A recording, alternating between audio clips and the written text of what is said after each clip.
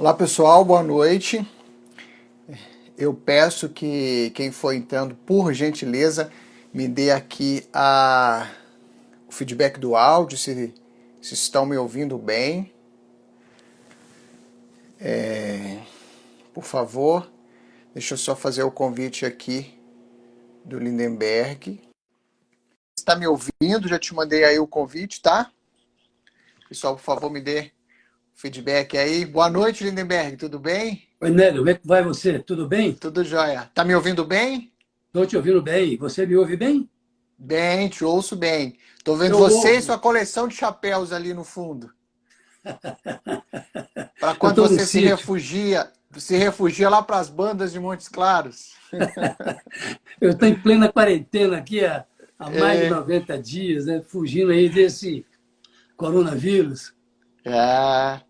é, é o que nos resta. Deixa eu fazer uma apresentação breve aqui. Pessoal, boa noite. Quem nos assiste, é uma honra ter todos vocês aqui, né, nessa noite. A gente se encontra, é um encontro para a gente falar um pouquinho de política. O Lindenberg, que é colunista, comentarista de política, cobre política, cobriu política uma vida inteira. Né, ainda hoje eu costumo dizer que o Lindenberg é aquele que não dorme, está sempre ligado nos bastidores. E como diria aí um grande poeta, a política acontece de verdade nos bastidores. Então, há uma curiosidade muito grande de muitos brasileiros, o Boechat dizia isso, né? Existem dois Brasis e, às vezes, desvendar esse outro Brasil é o que há de mais interessante nesse jogo. É E aí, verdade. Lindenberg, por conta disso, é uma honra recebê-lo aqui. Nós que temos um carinho muito grande pelo seu trabalho. Queria que você se sentisse, né, abraçado aí, receba esse abraço virtual e obrigado por estar aqui com a gente batendo esse papo. Muito obrigado. Nélio, o prazer é meu e por várias razões. Nós trabalhamos juntos na BH News, né? Toda noite nós estávamos ali conversando sobre política, né? E política, como você sabe, e você tem experiência, a política você tem assim, algumas nuances, digamos assim. Você tem a declaração, você tem os bastidores, você tem o gestual, né? O gestual é muito importante na política, né? Às vezes, eu me lembro aqui de uma figura, só para exemplificar essa questão do gestual na política, eu me lembro do então governador Itamar Franco, que depois de presidente da República, ele veio ser governador de Minas. E ele tinha essa questão do gesto para ele era muito interessante, porque quando ele queria aparecer com alguém ali no Palácio da Liberdade, ele queria que fosse fotografado, filmado, enfim. Ele saía com a pessoa para dar uma voltinha ali, para dar uma voltinha ali no jardim do palácio. Era a maneira que ele encontrava pelo gesto, né, pela posição, pela situação, ele transmitia um recado. Né? E era assim que ele fazia, e fazia isso muito, muito bem até. Consta até que ele tinha uma namorada em Brasília, quando presidente da República, e ele costumava ir, quando queria aparecer e tal, ele ia ao shopping, ele ia ao cinema, né? E aí, com isso, ele dava os recados dele ali também. Mas é um É, prazer falar com você, viu, Neto? é um prazer nosso. Lindenberg, bom, eu acho que a gente tem muito assunto, tem tido muito assunto. Foi legal você lembrar de uma época em que a gente trabalhava com jornal diário, de segunda a sexta-feira, fazendo ao vivo. E eu, naquela época, noto uma diferença muito grande de como a gente abordava a política daquela época para a política de agora. E olha que a gente está falando aí de coisa de 2 anos atrás, né? Nós cobrimos, eu até comentei num programa de rádio que eu participo aos domingos, essa semana, eu comentei que na última eleição para senador, deputado, para presidente, nós tivemos a honra de receber os candidatos a governador do estado, né? Com você, recebemos todos eles, conversamos com eles e tal. E o contexto da política, não só em véspera de eleição, mas no geral o contexto da política há 2 anos atrás se fazia num quadro bem diferente do que temos hoje. Mas e temos muitos assuntos para falar, vou tentar focar em algumas coisas para a gente conseguir trazer uns resultados ou trazer isso para a luz da nossa discussão. Claro. Começando, claro, não poderia ser diferente, estamos numa condição completamente adversa hoje. Como fica o calendário político? Enfim, temos a decisão de quando serão as eleições, em quais circunstâncias, porque o voto é um processo, né, social que promove a aglomeração. Então, teremos eleição, será quando, em qual circunstância? Olha, Nélio, claro, a começar aí por essa crise sanitária que nós estamos vivendo, né? Dessa pandemia, que inclusive colocou aqui nessa situação de quarentena. Mas então, isso fez com que a Câmara dos Deputados, o Senado Federal, ontem, adiasse as eleições. Elas vão acontecer, não me lembro a data exata agora, mas elas Acho que vão 15 de novembro, parece que até 15 15 de dezembro, né? final de novembro e meados de dezembro. De dezembro. Parece que 15 de dezembro. Isso. Então, mas isso mexe com todo o calendário eleitoral. Então, os candidatos aí, a vereador, a prefeito, deve ficar muito, muito atento nisso aí, porque você mexe com todo esse calendário. Não é só a data da eleição. Mexe com tudo. Agora, é de ver o seguinte, é que esse projeto passou ontem no Senado, volta agora, vai para a Câmara dos Deputados, e é possível que possa sofrer alguma emenda lá na Câmara dos Deputados. Se sofrer alguma emenda, volta para o Senado. É assim que é a mecânica do Legislativo. Se não sofrer nenhuma emenda, ele vai, então, para a sanção legislativa ou presidencial. Enfim. Então, isso aí é que é determinante. Não basta ser aprovado pelo Senado, né? Tem que ser aprovado também pela Câmara dos Deputados e em 2 votações, como foi ontem no Senado. O Senado votou 2 vezes, aprovou, né? Uma diferença de votos ali, não muito grande, mas, se não me engano, houve 8 votos contrários a essa PEC, porque é uma PEC, né? É uma emenda constitucional. Não é um projeto, simplesmente, é uma PEC. Então, precisa, inclusive, no caso dos deputados, Nélio, ela precisa de 3/5 dos deputados, ou seja, 308 votos. É muito. É muito. Pode haver aí algum problema, porque, veja bem, o adiamento da eleição, com o detalhe de que esse adiamento ele não prorroga mandato algum. Então, a eleição é esse ano mesmo. É essa a preocupação de não deixar isso virar o ano, né, Lindeberg? De Você não abre deixar. precedente para outras questões. Não, porque aí tumultua tudo. Aí tumultua tudo, né? Porque, inclusive, o ano que vem, a gente tem outros processos e tudo mais. Então, o que acontece? Essa eleição... Lindeberg, só um adendo, você dizendo, só desculpa, mas só um adendo. Inclusive, há sim um movimento, né? A gente conhece, a gente sabe disso, é notório. Há um movimento de se unificar. É claro que isso é uma coisa muito complexa, eu acredito que não são poucos adeptos. Mas há um movimento de se unificar as eleições municipais às eleições, enfim, para presidente e tal. Há um grupo pequeno, né, de manifestantes dentro do Congresso que defendem isso, que acham isso interessante, mas é fora de cogitação, né? Sem dúvida, viu, Nélio? Porque não há como você fazer essa junção. E até porque quem defende essa junção de todo o processo eleitoral, normalmente é o pessoal que alega que isso é mais econômico para o país. Não é. Votar nunca é econômico para o país. Pelo contrário, é através do voto que você aperfeiçoa, é através do voto que você tira candidatos que você percebe que não têm um perfil adequado, né? Enfim, é através do voto. De maneira que esse argumento de que não, é mais econômico, você gasta uma vez só, não, isso é balela. Até porque, quando você faz isso, você faz o acasalamento das eleições, digamos, você põe a eleição presidencial junto com a de governador, junto com a de senador, junto... E, olha, vira uma balbúrdia e você acaba perdendo o norte.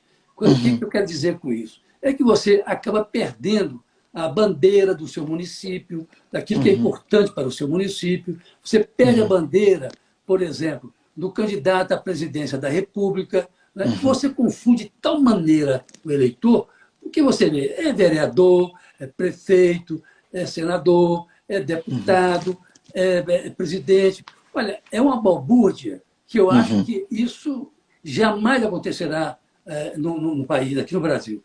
Nós temos evoluído muito, né? Nós temos instituições já bem sólidas hoje, de maneira que eu acho que isso, embora haja sempre quem defenda isso, né? Esse acasalamento das eleições, eu acho que isso não passa. Mas, voltando aí a essa questão que nós estamos puxando aí das eleições municipais, elas têm que realizar-se esse ano. Senão você vai ter uma confusão para frente, porque você mistura os calendários todos, sabe? E é preciso que os candidatos aí, a vereadores, a prefeita, etc., fiquem muito atentos, porque muda tudo. Não muda só a data da eleição, não.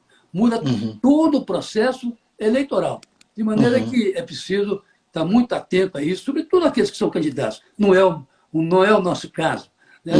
Nós acompanhamos, nós cobrimos, nós analisamos, comentamos, mas, né, não é o nosso caso. Enfim, é importante que os candidatos fiquem atentos a isso, porque a eleição está adiada, é para ser realizada ainda esse ano, mas é preciso que passe pela Câmara dos Deputados, onde precisa ter lá 308 votos. Não é pouco. Não é pouco. Embora, Lindenberg, se me permite, embora há um interesse em se resolver isso, eu imagino, porque, falando aí dos bastidores, né, temos aí várias implicações dessa agenda, porque nós temos aí, possivelmente, deputados que precisam se afastar dos seus cargos para concorrer a prefeituras de grandes cidades, nós temos pessoas que trabalham com comunicação, por exemplo, que precisam abrir mão das suas atividades porque vão entrar no período eleitoral, então a gente tem uma série de pessoas que precisam resolver suas vidas, então é interessante para eles que essa agenda seja resolvida o quanto antes, né? Sem dúvida alguma. Portanto, que estou chamando a atenção dos prováveis possíveis candidatos aí, a vereadores, a prefeitos, etc., para ficarem atentos, porque altera tudo. Evidentemente que isso, como eu disse, vai passar pela Câmara dos Deputados, deve passar pela Câmara dos Deputados, e a partir daí, então, é que vai a sanção presidencial, a legislação final. Né? Mas é preciso que fique atento desde já, porque as coisas estão evoluindo muito rapidamente. Tá, e aí, vencido então essa questão, né, digamos que devemos ter aí com atraso, embora, e aí é uma opinião minha, Lindenberg, eu acho que efeito prático nessa né, de outubro, de primeira semana de outubro, né, para final de outubro, para novembro e dezembro, embora a gente imagine, o impacto não é tão grande assim, é só para se ter aí alguns dias a mais para efeito de campanha, eu imagino que o impacto não seja tão grande. Embora o principal impacto, que é o da aglomeração, não haveria o que ser resolvido. Nos Estados Unidos a gente vê que é permitido o voto por correio, o que tem, de certa forma, sido, né, uma ferramenta que se... Mas no Brasil a gente não vai se mexer no formato das eleições, então a gente acredita que a eleição vai acontecer da mesma forma, se deslocando a uma zona eleitoral, filas... Isso deve acontecer, né? Por isso que a eleição está sendo adiada, Nélio, é exatamente em função dessa pandemia que nós estamos vivendo, né? Para evitar, ganhar um pouco mais de tempo, né? E evitar a aglomeração, evitar aquelas filas, aquele negócio todo. Tal, né? Então, é só nesse sentido a prorrogação das eleições, o adiamento das eleições, melhor dizendo, ocorre exatamente por isso. Para evitar aglomeração, né, essa coisa toda. Então, o Albert está participando com a gente, o Albert que é médico e está acompanhando aí toda essa questão do coronavírus, está até reforçando isso aqui, que a gente imagina que haveria o impacto, né, do corpo a corpo. E falando em corpo a corpo, isso nos remete à forma de se fazer política. Lindenberg, já está, porque a gente está falando sobre ter ou não ter, ou quando ter eleição, e ainda não entramos na discussão de quais ferramentas né, a Justiça Eleitoral vai liberar, né, na eleição de 2 anos atrás, a gente falava sobre isso, né, o que era legítimo, e tivemos muitos problemas com fake news, com robôs, né, a gente eu lembro que a gente comentava de vários candidatos pontuados porque colocaram empresários patrocinando conteúdo no YouTube, no Facebook, por exemplo, que era proibido. E esse ano, a gente já está falando, você já tem alguma notícia sobre como vai funcionar essa campanha digital, já que a gente hoje está muito mais na internet? Você já tem notícia a respeito? Não, ainda não, exatamente porque o processo, como está em votação, é preciso concluir, é preciso que haja uma conclusão do processo que está em votação no Congresso Nacional, para que a gente tenha uma definição de como será. Mas, por exemplo, essa lei que está sendo votada agora, Nélio, ela permite, por exemplo, que as convenções sejam feitas virtualmente. É uma novidade, entendeu? Podem ser feitas virtualmente. Então, essas coisas, ainda nós temos que esperar o processo ser concluído, para que a gente tenha, finalmente, como será a mecânica do processo eleitoral, né, com os prazos e tudo mais. Tá certo. Lindenberg, um outro assunto que essa semana, eu vou me ater a algumas questões que a gente ouviu essa semana, vou abrir só uma exceção para depois te passar uma pergunta que uma pessoa me mandou aqui para eu te fazer, eu vou fazer.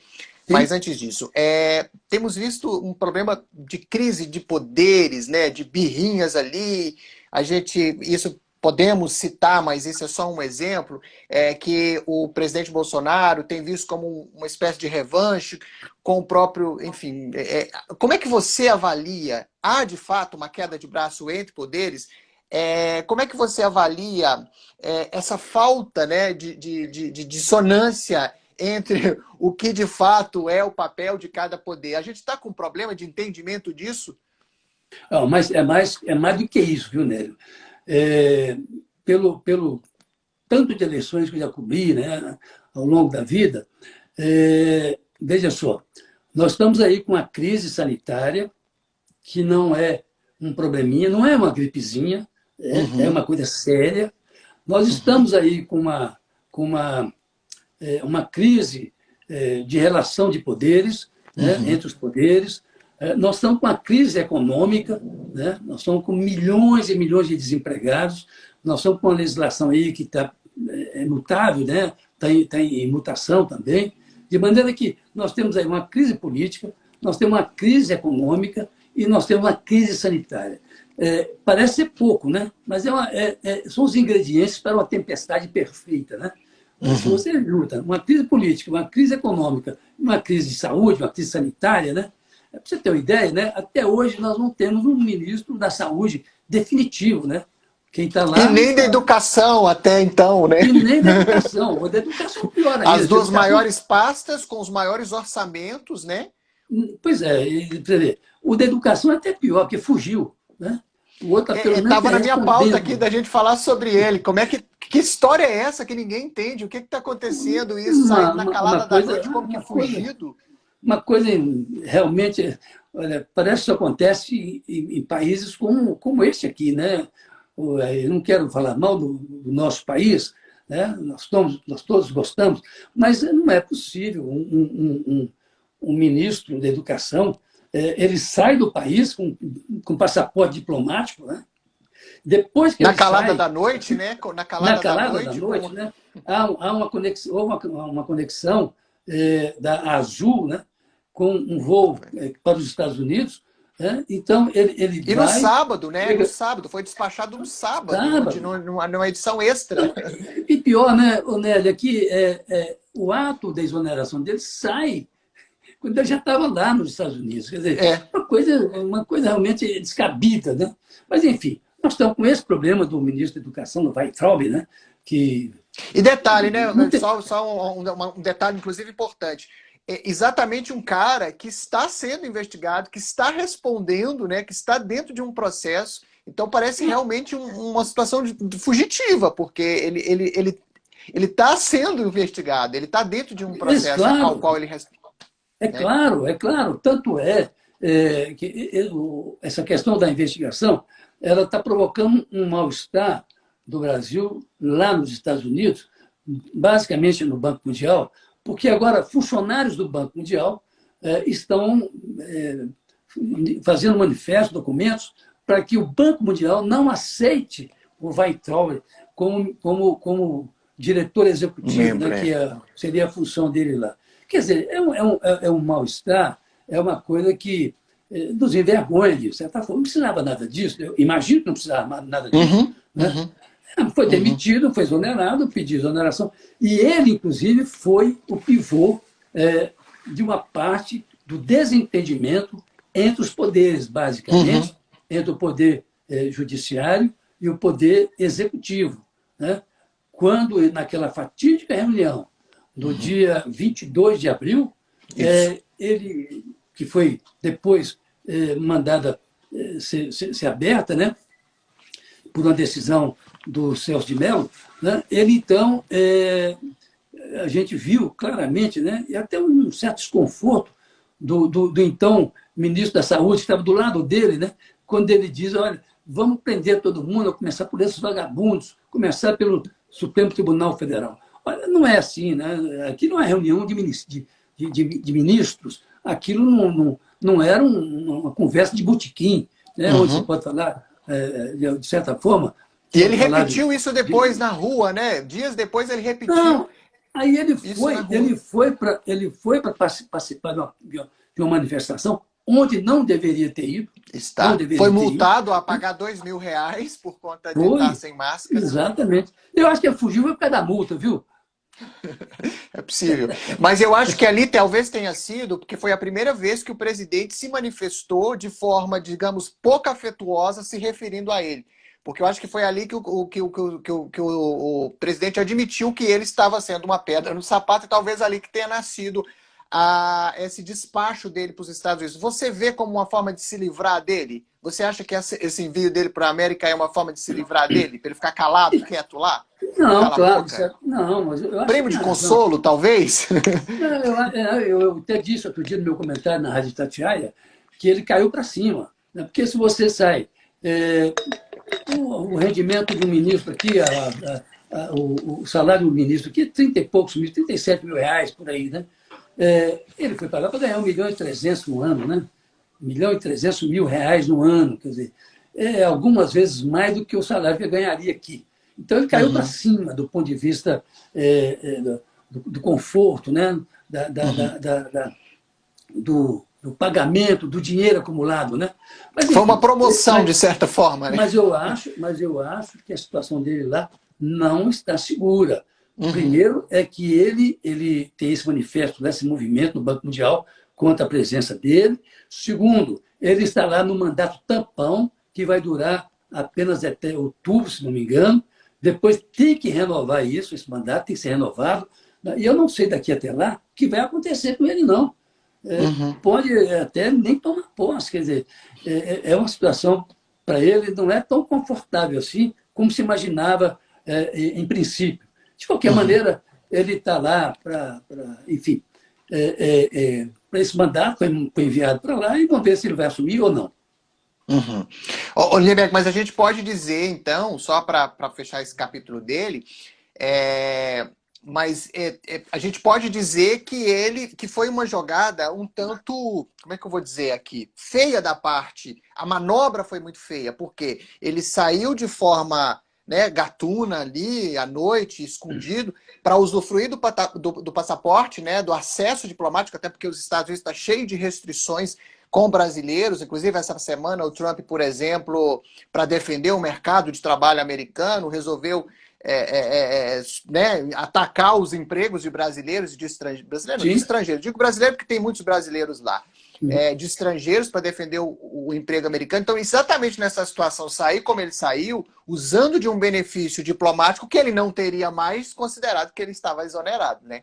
Não há explicação plausível, não há uma explicação que nos deixa à vontade, né, com relação a essa, digamos, essa fuga do Weintraub, né? Não há como explicar isso, né? E mais, né? Na verdade, não foi uma atitude unicamente dele, né? Ele teve cúmplices aqui no governo para praticar essa fuga. Isso não é apenas o ato de uma pessoa, um ato voluntarioso de uma pessoa. Ele teve cúmplices aqui para fazer isso. Né? Tanto que o ato dele foi depois modificada a data, etc., porque foi tão vexamoso, né? Foi tão vexamosa essa fuga dele, né? Que realmente, de certa forma, nos vergonhou a todos. Né?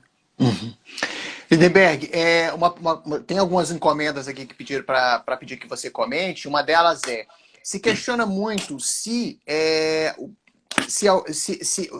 como de fato a vida pregressa, os fatos, os acontecimentos relacionados à família do presidente, o quanto isso tem impacto de fato, né, no governo dele.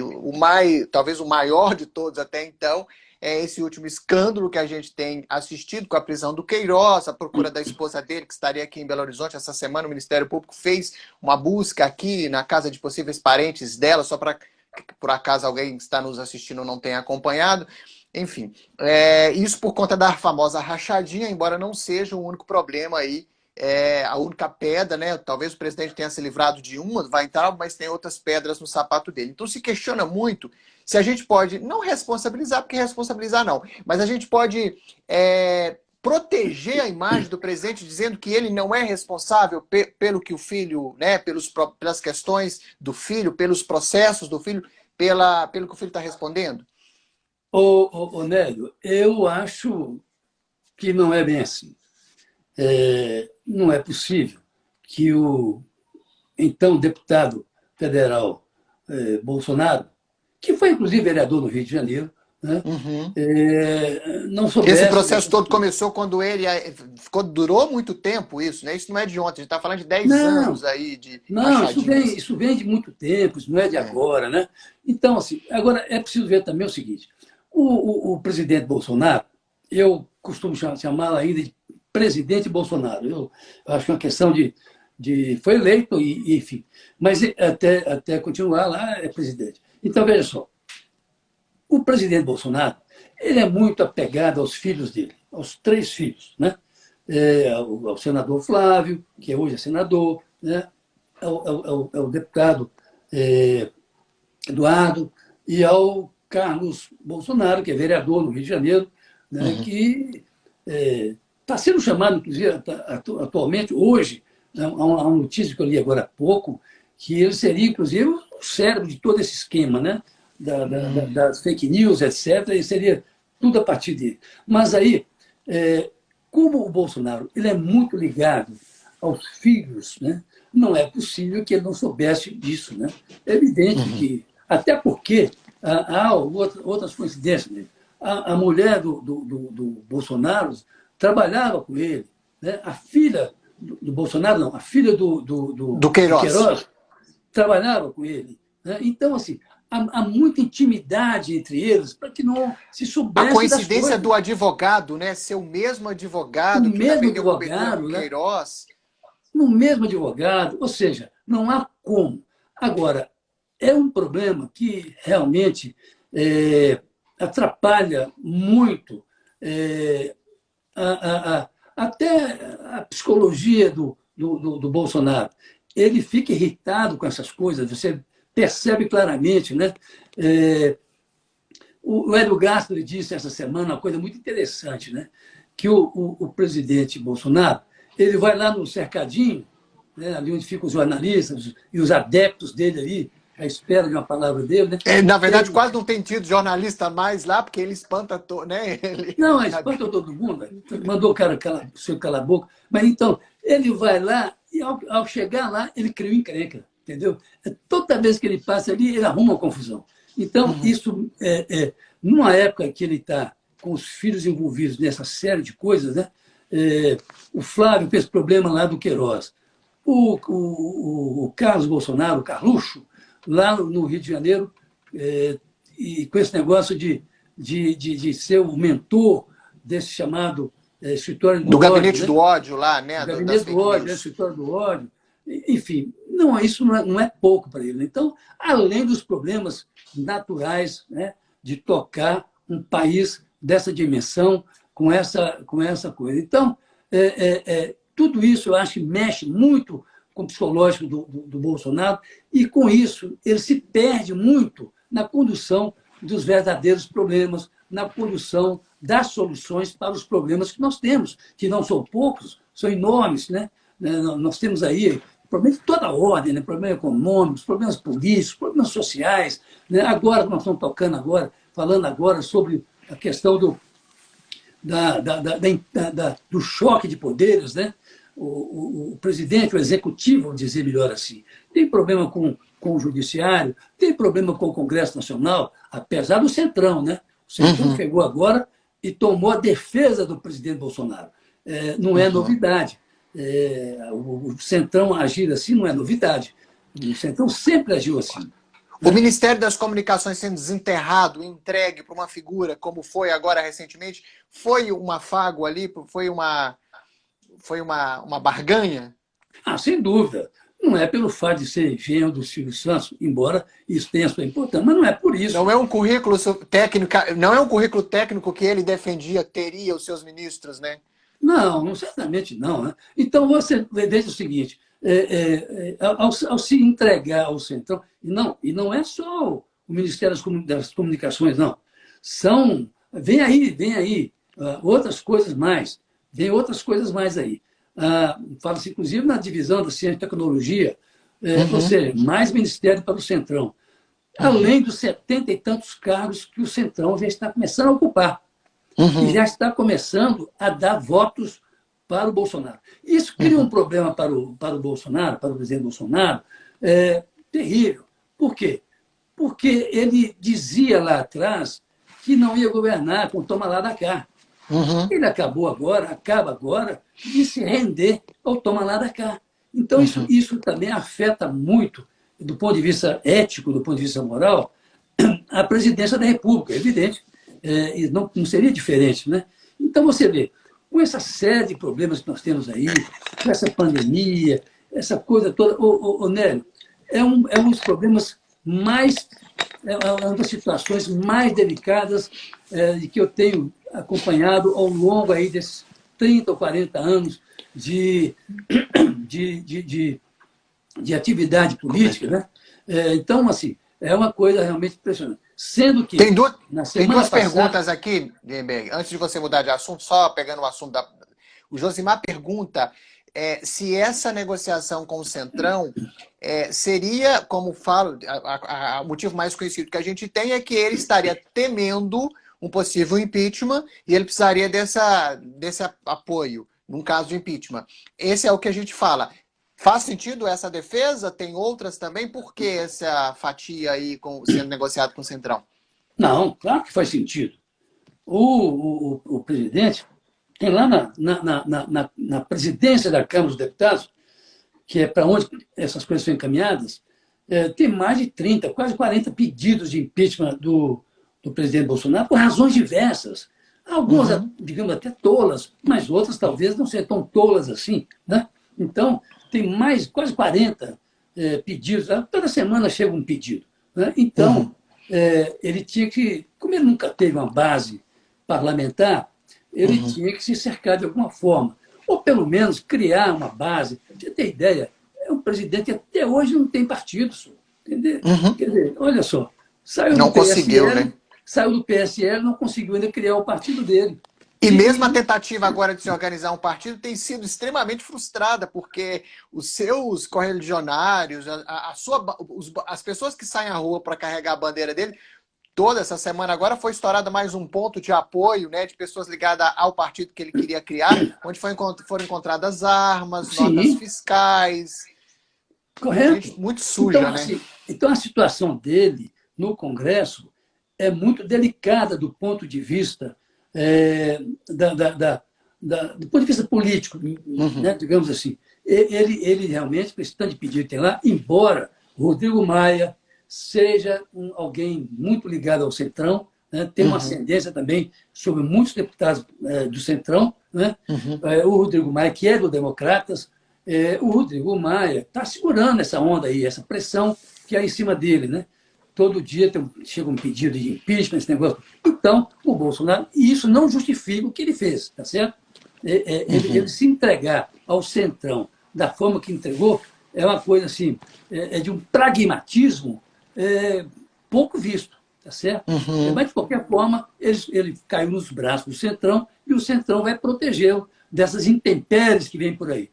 Mas uhum. este é um problema. Há outros problemas, como, por exemplo, os problemas que estão lá no Supremo Tribunal Federal. Né? São outros problemas, de outra natureza, inclusive. Né? E isso tudo pode criar, aumentar as dificuldades do Bolsonaro de concluir o seu mandato, entendeu? Uhum, uhum. Lindenberg, vimos aí, tivemos no início, desde quando o Bolsonaro era ainda, né, o presidente Bolsonaro ainda era um candidato, a gente tinha uma desconfiança muito grande com relação ao Paulo Guedes, como é que seria, né, como que ele ia conduzir, até piadas e memes nós fizemos disso. Como que você avalia nesses 2 anos de governo a relação dele com o ministro da Economia e como é que você avalia, na verdade, a condução desses 2 primeiros anos? Uma coisa é fato, né? Agora a gente está numa crise, é difícil você avaliar né, no auge da crise o trabalho né, do que foi feito na economia. Nós podemos dizer que estamos colhendo o que foi plantado nos últimos 2 anos. Você viu uma atuação efetiva na economia? Como é que foi? Como é que você analisa? Olha, essa questão do Paulo Guedes, o Paulo Guedes é um temperamental, né? Ele Uhum. para também, uma hora dessa aí, ir embora não custa nada. Mas, porque ele é um temperamental, ele estudou em Belo Horizonte, né? As pessoas. Ah, não sabia. Que legal. Ele estudou em Belo Horizonte, ele fez economia em Belo Horizonte. E pessoas, eu conheço algumas pessoas que o conheceram como estudante. Então, assim, ele é temperamental. Mas, de qualquer maneira, ele está tocando aí, ele prometeu na campanha um governo liberal na economia, né? E está tocando isso, está atropelando, está tirando direitos, é evidente que está tirando direitos de pessoas, etc. E está tocando dentro daquilo que ele se propôs a fazer. Se ele vai Uhum. concluir isso, se vai chegar a um bom termo, a um bom lugar com isso, nós temos que ver um pouco mais para frente. Hoje, a minha avaliação é de que ele penalizou sobremaneira a classe operária, ele penalizou muito o pessoal que não é, por exemplo, funcionários públicos, ele penalizou Uhum. muito a questão da reforma da Previdência. Né? Uhum. Então, tudo isso, mesmo, a gente precisa esperar um pouco mais para ver aonde vai chegar. Até aqui, nós estamos realmente ainda num mar muito revolto, muita confusão, né? Isso que nós temos falado aqui agora, até agora, crise na saúde, né? Crise na educação, crise na cultura também. Assumiu hoje aí um novo Mário secretário de Cultura, Frias. Que né? também é O outro que não Frias. tem lá um currículo, né? Não, também não é um Não, técnico não como ele tem. prometia ser. Não, não tem. Então, assim, então, tudo isso, né, só complica as coisas para o governo. Mas o governo quer botar para frente essa ideia de ser um governo liberal na economia e conservador nos costumes, né? Uhum. Assim, nesses dois trilhos que é do governo, né? É O uma governo incongruência, né? Se você parar para pensar, é uma não, é incongruência. total, é absoluto, É, a própria incongruência que é o governo. O governo é incongruente é. em si mesmo, né? A Marina Spínola, inclusive, faz essa pergunta, é isso? Marina Spínola, ela pergunta se na história da política brasileira, por exemplo, nós já tivemos um outro presidente, por exemplo, com esse, palavras dela, descontrole emocional que a gente observa no presidente Bolsonaro. Você que já cobriu, acompanhou de perto a nossa política, e aí eu vou complementar a pergunta dela. Eu acho que muitos brasileiros que talvez até tenham votado, né, tenham participado, colocado o presidente lá, hoje talvez tenham um pouco de pé atrás e não se sintam seguros, porque essa semana ele falou umas coisas da organização, né, da OMS, e que diz respeito muito à própria postura dele. Ele é um cara também que não se sustenta no que diz. Você já viu, já teve essa sensação de insegurança? Você já viu isso em outros presidentes? Afinal de contas, já são Não, 2 anos de mandato. Então, já era para a gente saber a que ele não, veio. E acho que o brasileiro ainda não entendeu não, isso. veja só. O melhor sintoma disso, desse descontrole emocional, é que ele fala uma coisa de manhã e à noite fala outra. Né? E o que ele diz de manhã não bate com o que ele diz à noite. Então, esse descontrole emocional eu realmente nunca vi. As pessoas diziam que então presidente Itamar Franco, era mercurial. Né? Você já ouviu muito essa palavra. Não, Itamar é mercurial, esse negócio. Não, não é que o Itamar fosse mercurial. Ele tinha lá seus tiques, né? Ele tinha lá suas coisas, mas ele não, jamais perdia. Eu nunca vi, eu acompanhei Itamar a vida inteira aí como jornalista, eu nunca vi ele perder o controle de uma maneira tão assintosa, de uma maneira tão ridícula, digamos, como o presidente Bolsonaro tem perdido o controle em alguns momentos. Né? Isso que eu estou te falando. Ele diz uma coisa de manhã, à noite ele fala outra, e uma coisa não bate com a outra. Porque se houvesse pelo menos uma certa lógica no que ele estava dizendo, não, mas não, é o contrário, ele fala de manhã uma coisa, à noite ele fala outra. Então, ou seja, assim, é um descontrole emocional, né, como disse a nossa Marina Spínola. Então, isso é tipo, né, desse descontrole, a gente vê isso. Né? Aquela reunião ministerial do dia 22 de abril é um retrato desse governo. Né? Eu diria que é exatamente isso. Né? Porque ali você viu de tudo, né? Um descontrole absoluto, né? De todo mundo, né? Do Paulo Guedes, inclusive, do Paulo Guedes, do Weintraub, Da Caixa Econômica, que é aquilo que se do fala cara são da Caixa aquelas. Econômica. Então, todos ali perderam o controle, de certa forma. E aquilo é exatamente o governo, infelizmente é isso. As pessoas podem dizer, não, mas você está sendo cáustico demais com o governo. Não, gente, não é ser cáustico com o governo, não. É ver onde o governo está acertando e está errando. Veja, por exemplo, só para mostrar, como é que o governo, o presidente, tem se comportado nessa pandemia que nós estamos. Vê se isso é possível, uma coisa dessa. Agora mesmo, ele está sendo obrigado a usar máscara, coisa que ele não usava. Ainda vão recorrer, né? Não sei se já recorreram, limpava o nariz com a mão. A advocacia vai recorrer da decisão. O que é um absurdo. Acha que ele não é obrigado a cumprir. Por que ele não é obrigado a cumprir? Se você é obrigado a cumprir, se você vai a Brasília e lá é obrigado a cumprir, se você pode, ele é obrigado a cumprir, por que ele não pode? Porque o que mostra que ele é diferente dos outros? Ele seria um imortal, talvez? Não. Além dos, né? Por que ele está além do cidadão que o elegeu? Tá. Pelo contrário, ele deveria estar exatamente. Dar o exemplo, aliás, né? É curioso. É curioso, porque ele dizia, quando ele saía para encontrar com a turma dele naquelas passeatas, manifestações que tinha lá em Brasília, o que ele dizia? Não, eu tenho que ir lá onde está o meu povo. Eu tenho que estar onde o meu povo. Ora, se ele tem que estar onde está o povo dele, maior razão tem ele de usar máscara. Porque é assim que é em Brasília. Tem que se usar máscara em Brasília.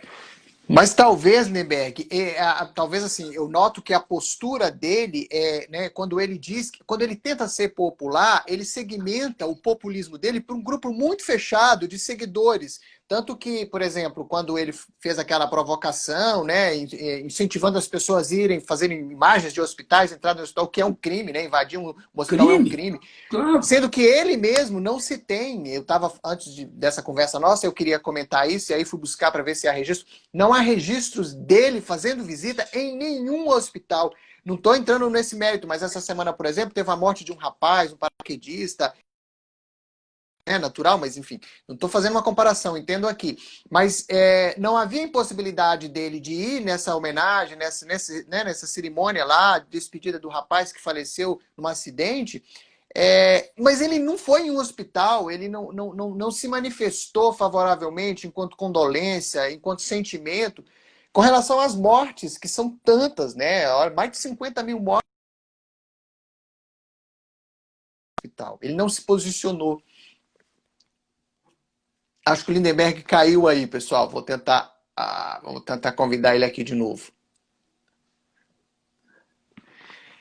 Enquanto ele chega, o que tem se visto é isso, que o Bolsonaro tem uma política que, às vezes, quando ele tenta... Oi, voltou, Lindenberg? Voltou. Você conseguiu ouvir a minha pergunta? Não ouvi. Quando ele tenta ser populista, ele consegue, na verdade, criar um discurso que só chega àquele grupo pequeno e específico dele. Ele não consegue ser populista, como, por exemplo, não temos registro dele fazendo visita a sequer um hospital durante esse momento.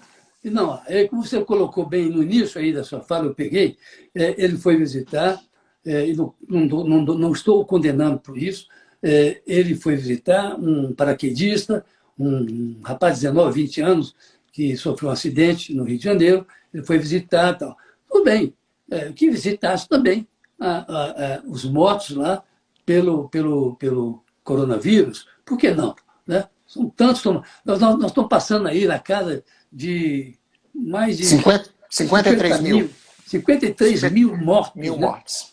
Pelo vírus da morte aí, né? Quer dizer, então, por que ele não vai visitar alguém, né? Por que ele não vai? Faz uma saudação, nada disso, é de uma frieza. Para ele ainda é uma gripezinha, né, Nélio? Uhum. Então fica assim, usar termos, e ao contrário disso, usar termos nada agradáveis, tipo, eu não sou coveiro, né? Eu não... não sou coveiro, né? E coisa desse tipo, né? Ou seja, é inadequado, né, para comportar numa situação como essa de coisa, né? De uma pandemia como nós estamos vivendo. É incrível, é incrível. Lindenberg, a gente tem um tempinho, né? Tem que fazer um Vamos controle de gastar o tempo, senão tempo. daqui a pouco acaba. E a gente come, né? Enfim, tanta coisa para falar, mas tem que, às vezes eu te interrompo aí, às vezes para fazer uma intervenção.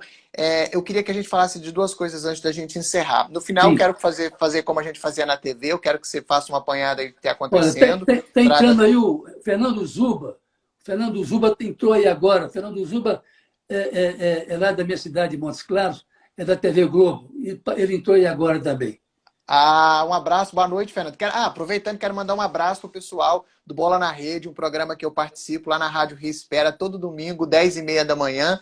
O pessoal também via o pessoal passando por aí. Um abraço, muito obrigado pela audiência. Duas coisas que eu quero que você faça no final, antes da gente encerrar. Eu quero que você faça um apanhado geral.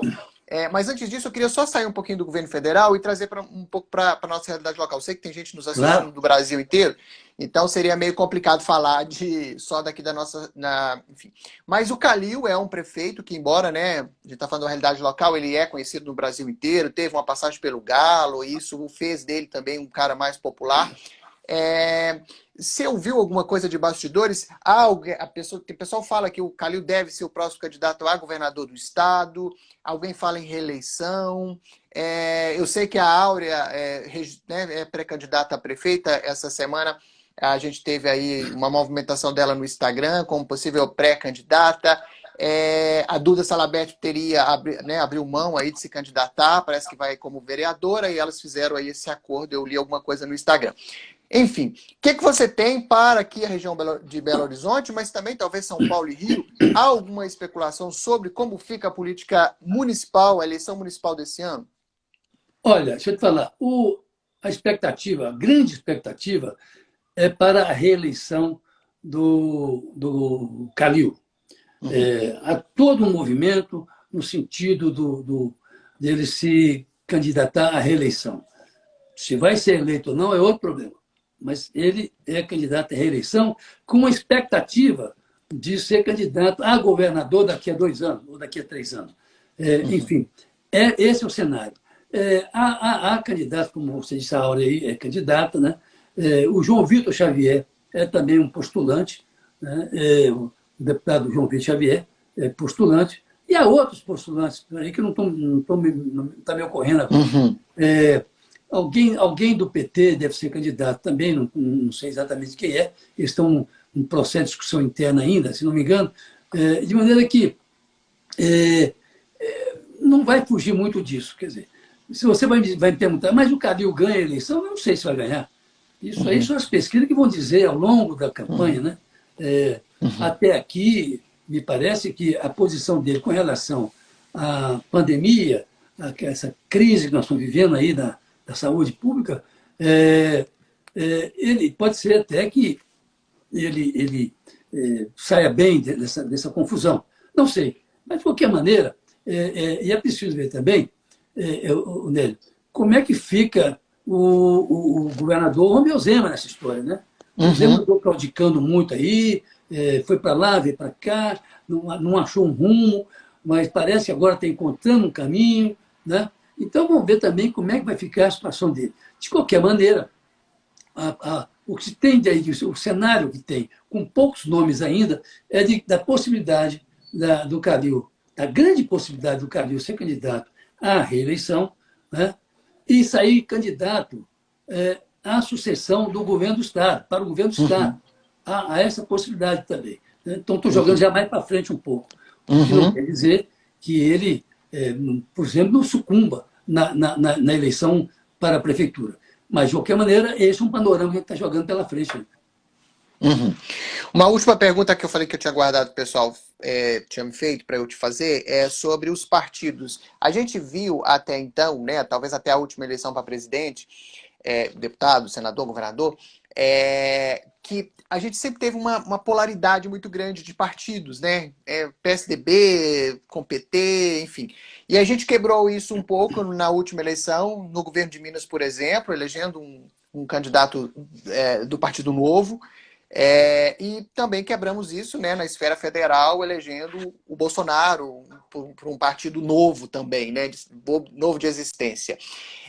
Para essa eleição municipal, pelo menos, e talvez que seja para a federal no próximo, a gente viu alguns partidos nesses últimos 2 anos dando uma sumida. O caso, por exemplo, do PT, um partido que ficou tantos anos no poder e, né, enfim, acumulou de fato um poder, estando ele, mesmo depois, enfim, na última eleição. O que você tem visto de bastidores de movimentação desses partidos? O PMDB, como sempre, é o PMDB, não há muito o que se dizer. Mas o PSDB e o PT, que eram quem polarizava esse movimento todo, eles estão meio sumidos, pelo menos para nós, simples mortais. O que você diz disso? Veja bem, o PT, com a eleição do Bolsonaro, o PT ficou meio deixado de lado, até em função de outros problemas, né, de problemas supostamente éticos e tudo mais, e ficou meio de lado. Mas o PT, ele carrega aí, seguramente, de 25% a 30% do eleitorado. Ainda, né? Não, é uma legenda forte. Não vai dizer que, não, o PT morreu, não é assim. Né? A eleição do Bolsonaro é que chacoalhou esse ambiente político, né? Mexeu muito com esse ambiente político, né? Mas está se vendo aí que ele não tá se dando muito bem com essa coisa, né? Então, apesar da longa experiência dele como deputado, ele não está essas coisas, né? Então, é preciso ver. Você falou agora há pouco do PSDB, né? Também uma legenda, apesar de do Anastasia ter saído da legenda, né? Também uma legenda que tem ainda um lastro, né? É preciso reconhecer isso. Então, você tem o PT, você tem o PSDB, você tem essa turma nova que está aí se encaminhando para a política, né? Como foi o próprio caso do Alexandre Calil, que se elegeu prefeito, pela primeira vez se elegeu prefeito, né? Nunca tinha tentado isso. Ou seja, a política mexeu muito. Agora, é preciso entender uma coisa. Como alguns novos dirigentes, tanto em nível federal como em nível estadual. Olha só o problema do Rio de Janeiro lá com o Witzel. Pode perder o mandato. Pode perder o mandato. Então, veja só, como isso também não trouxe grandes novidades, não trouxe grandes ganhos para a população, é possível que candidatos já com alguma experiência volte a ganhar aí um primeiro plano da política, tanto estadual como nacional. Né? Eu vi hoje, por exemplo, uma entrevista, se não me engano, do Ciro Gomes, que acho que fala muito também, acho que devia falar um pouco menos. O Ciro Gomes está colocando o seguinte: não, está se vendo agora que esses novatos não trouxeram nenhuma contribuição para a política. O próprio Partido Novo, né? Tirando talvez o governador do estado de Minas, a gente não tem visto a expressão do Partido Novo no Brasil com os outros eleitos deles. Tem. Não, e o Novo também aqui não está lá com essa bola toda, não. Né? Há vários problemas por aí. É de reconhecer essa crise aí da pandemia que afeta tudo, né? Afeta todos, a economia, até o psicológico das pessoas, né? As pessoas ficam abatidas, né? Enfim, mas também o Zema não trouxe ainda nada excepcional. Está tocando o dia a dia. Agora encaminhou uma reforma administrativa previdenciária para a Assembleia Legislativa. Vai ter muito problema na Assembleia, não vai passar facilmente isso. Ele vai ter que conversar muito, né? Ele Então, amenizou a situação dele com a AMM? Está melhor a Associação Mineira de Municípios? Porque no início do ano, no ano passado, pelo menos, estava um problema por conta dos repasses dos não, municípios. Está melhor a relação? não, melhorou porque ele está pagando algumas coisas para a MM, né? Mas os prefeitos, nessa altura, também não importam muito, não, viu Nélio? Não é eleição de prefeito é uma coisa meio isolada, não pesa tanto assim lá na frente quando você vai disputar o governo do Estado, O entendeu? governo. Então, pesa muito mais os partidos, as coligações, isso pesa muito Uhum. mais do que essa questão de prefeito aqui, prefeito ali. Então, Uhum. assim, não é o peso da MM que vai alterar alguma coisa, não. Mas, de qualquer Entendi. maneira, ele está pagando alguma coisa lá e está tocando a vida para frente. Tá. Mas o Zema, com essas medidas na Assembleia Legislativa, como ele caminhou a semana agora, a reforma da Previdência, vai enfrentar muito problema na Assembleia Legislativa. Né? Ele vai ter que conversar muito, coisa que ele não é de fazer muito, de Uhum. conversar. Ele precisava chamar as pessoas para conversar, né? Porque não é assim que vai fazer política, não.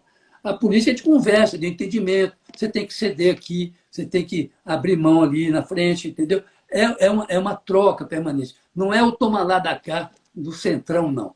É uma Uhum. troca permanente de interesses, né? É uma troca permanente de posturas de posição, né? É um afago que se dá a um deputado, a um vereador, a um prefeito. Né? E o Zema não é muito dessas coisas, não, convenhamos, ele não é muito disso, não. Entendi. Lindenberg, a gente está caminhando para o finalzinho, queria que você fizesse aí aquele famoso apanhado, né? Conta pra gente o que tem sido destaque durante a semana. Tivemos aí um caso hoje, né? Parece que, eu não sei se uma ação de mandado de busca, por conta de, talvez, parece que informações da Polícia Federal que teriam sido vazadas para o então governador Fernando Pimentel na época. Além disso, o que mais que foi notícia essa semana? Faz um ampassão geralzão aí pra gente. Não, Nélio, nós estamos vivendo ainda sob o impacto da prisão do Queiroz, né? Ainda, né? Tudo ainda gira em torno disso. Essas questões locais até que não pesam tanto, né? É evidente, o governador Pimentel vai ter que prestar esclarecimentos, vai ter que, enfim, até o ex-comandante da Polícia Militar, que era da época dele, foi ouvido hoje, houve um mandado de busca, apreensão, etc. Mas o problema é que não pesa do ponto de vista político, né? Do aquilo que está realmente nos preocupando a todos, não é isso. Né? É a questão do Queiroz. Né? O Queiroz, o processo das fake news lá no Supremo Tribunal Federal. Né? Essas coisas que vão levar, quem sabe, a desdobramentos pouco agradáveis, talvez, para um ou para outro. Mas, enfim, são essas coisas que estão hoje movimentando o eixo da política nacional. Não é a questão nem lá do Witzel, no Rio de Janeiro, isso também pouco importa, não é tão importante assim. Mas o básico, o fundamental, aquilo que está mexendo com a política nacional é realmente a prisão de Queiroz, o famoso Queiroz, né? Que, aliás, Que conta. agora não é mais onde está o Queiroz, né? Não, ele Agora não é onde é. está. Sabia, ele é mineiro. Ele é mineiro. Eu não sabia que era mineiro, mas depois descobri uma relação dele com os parentes aqui, né? Não, Cheio de ele é parentes mineiro, ele é aqui. nascido em Minas, foi daqui com 18 anos de idade para o Rio de Janeiro. E lá, no Rio de Janeiro, ele entrou lá para aquele negócio das milícias, aquele negócio todo e tal. Enfim, espero que não queira dar aí um tiro de cidadão benemérito para ele. Tire demais também, né? Mas, enfim, Nélio, essa Nós questão. temos 1 minuto e 20 segundos Não, só. Vai lá. eu vou encerrar rapidamente a minha participação com essa colocação. A questão fundamental hoje são as fake news, né, que estão assustando muita gente. É a questão da prisão do Queiroz, o que pode acontecer com ele, né? Com ele não, o que ele pode abrir a boca, Trazer, né? né? Trazer de novidade. Né? Enfim, são essas questões que estão movimentando a política nacional, a despeito da grave crise que nós estamos vivendo, da pandemia, né, que assusta a todos nós e nos coloca em casa, né, nos coloca enclausurados. E tudo isso é que é importante, viu Nélio? Não é a questão daqui ou dali, não. É essa questão. A pandemia, o problema da economia, que vem aí, problema seríssimo para frente, já estamos vivendo hoje, mas vamos muito mais para frente, né? E a questão da política nacional, com esse desentendimento generalizado que está por aí. Tá certo. Lindenberg, muitíssimo obrigado. Se cuida aí, por favor, não saia de casa. Temos 15 segundos, eu só despedir do pessoal. Muito obrigado, pessoal. O vídeo fica salvo lá no IGTV. Portanto, quem quiser mandar para alguém para compartilhar. Lindenberg, até em breve, um próximo encontro. Vamos fazer outra semana que vem. Obrigado, viu? Neto, eu que agradeço, viu? Foi muito bom revê-lo, Um reencontrá-lo abraço. nessa